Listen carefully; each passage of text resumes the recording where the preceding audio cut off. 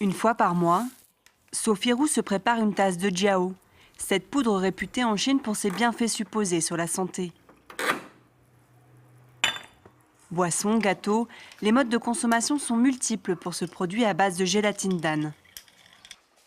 Sophie n'aime pas le goût de la boisson. Mais comme c'est un produit haut de gamme, en consommer est très bien vu.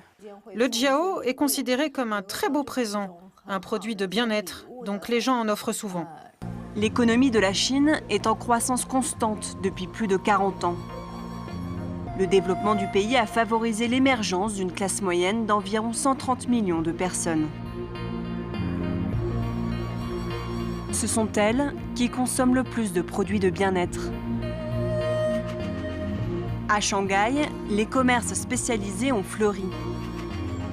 Certains soins sont extrêmement luxueux, comme le jiao, qui peut coûter jusqu'à 600 € du kilo. Dans ces bureaux, des nutritionnistes donnent des conseils sur Internet. Un commerce très lucratif. Le e-commerce se développe très vite en Chine et quand on cherche sur le site internet le plus connu, on peut voir toutes sortes de produits de jiao. On voit que ça se vend très bien. Le produit le plus vendu a été acheté plus de 36 000 fois par mois. Les ventes ont explosé depuis 2010 grâce aux nombreuses publicités à la télévision et sur Internet. Une tendance qui relance l'intérêt pour ce remède qui avait quasiment disparu des étals. Le jiao est considéré comme un médicament car il est écrit dans le livre référence de la médecine traditionnelle chinoise depuis plus de 2000 ans. Ça vient des élevages d'ânes dans la campagne, par exemple dans la province du Shandong ou bien dans le sud-ouest de la Chine.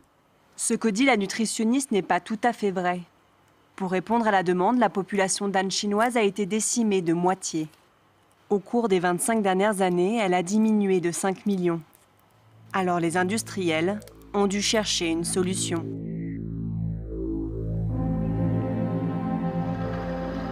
Ils l'ont trouvé à plus de 9000 km du bureau de la nutritionniste, en Afrique.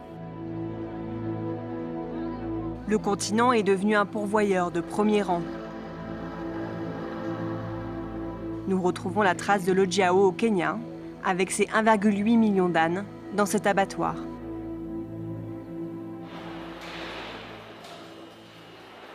John et sa famille sont spécialistes du commerce des peaux. Mais sans les Chinois, ils n'auraient jamais pensé à gagner de l'argent grâce aux ânes.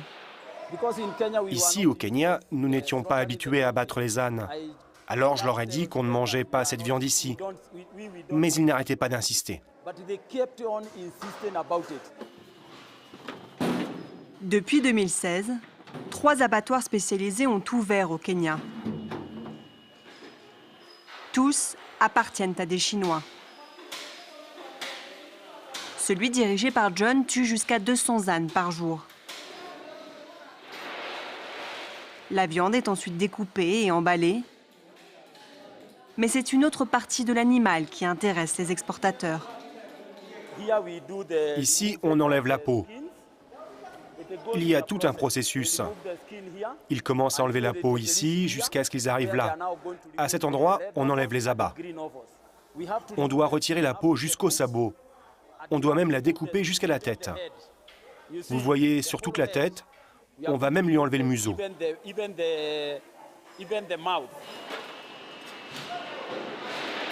Il ne faut pas perdre 1 centimètre de peau. Avec un prix moyen de 8000 shillings, soit 65 €, c'est la partie la plus chère de l'animal, celle qui est utilisée pour produire la gélatine nécessaire à la conception de le jiao. Impossible de filmer le processus de fabrication du remède. En Chine, les entreprises de transformation sont pour la plupart liées au Parti communiste et refusent les caméras. Seule la télévision publique chinoise a pu tourner ces images.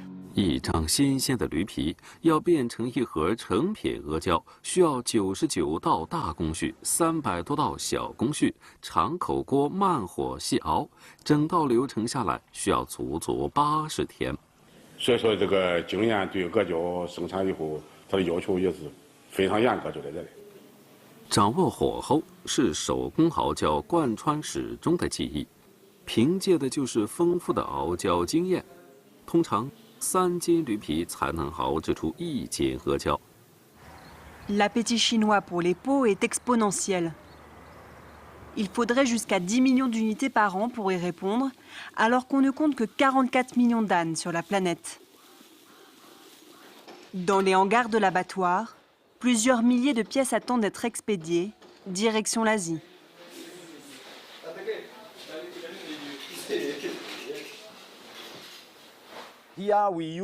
Ici, on utilise du sel industriel pour protéger la peau. Cela draine toute l'eau et le sang. Cela fait partie du traitement de la peau. Et grâce à ça, on peut la garder pendant 1 an sans qu'elle s'abîme. Mais John n'aura pas besoin d'attendre aussi longtemps. Il lui suffit d'1 mois pour remplir un conteneur de 2500 peaux. Une cadence trop rapide, les ânes kényans ne suffisent plus aux industriels. À l'extérieur de l'abattoir, ces hommes l'ont bien compris. Ils sortent du circuit légal pour pouvoir fournir des animaux. On va les prendre chez les Maasai en Tanzanie. On doit aller les chercher à pied pour leur faire traverser la frontière et quitter secrètement le pays. Une fois au Kenya, on doit payer une taxe, mais c'est de plus en plus compliqué. Le président tanzanien ne veut plus exporter d'animaux. Pour sauver l'espèce, la Tanzanie a interdit l'abattage d'ânes en juin 2017, tout comme le Mali, le Sénégal et 11 autres pays africains avant elle. Le Kenya, lui, ne réagit pas. Pourtant, les témoignages d'abus se multiplient. Dans la campagne, à l'extérieur de Nairobi, une nouvelle menace pèse sur les fermiers. Les ânes sont essentiels pour le travail dans les champs. Mais les vols se multiplient.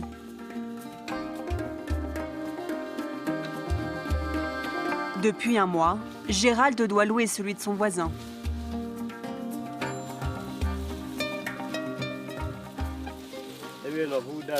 Je commence tout juste à utiliser cet âne. Et vu que je ne suis pas son propriétaire, il ne m'obéit pas bien. C'est pour ça qu'on doit l'aider et le pousser, car il ne nous appartient pas. Nos ânes à nous ont tous été volés.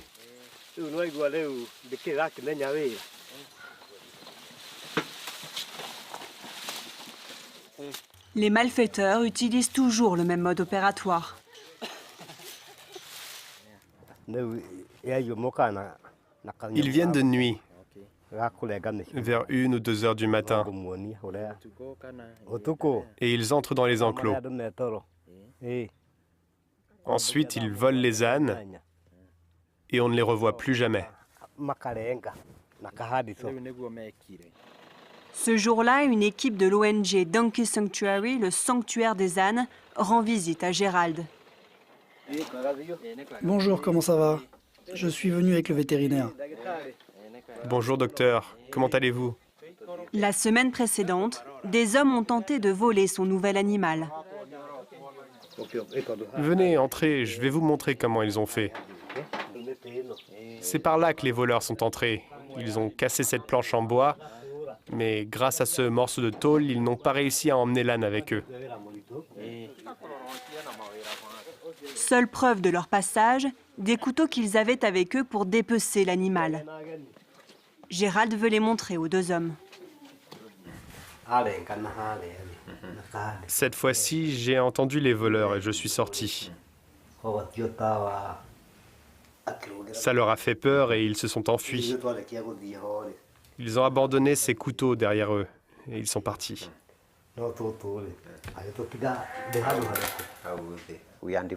Nous lui conseillons de renforcer son abri pour le rendre plus sécurisé. C'est pour ça que maintenant, il envisage des murs en pierre. Le fermier a déjà perdu 3 bêtes. Il ne lui reste plus qu'un ânon. Mais impossible pour lui de s'en occuper depuis que sa mère a disparu. C'est le sanctuaire des ânes qui en prend soin. Alors que le Kenya est un fervent défenseur des animaux sauvages, le vétérinaire de l'ONG ne comprend pas l'inaction des autorités. Nous avons réalisé que le problème majeur, c'est qu'ils ne les tuent pas pour la viande.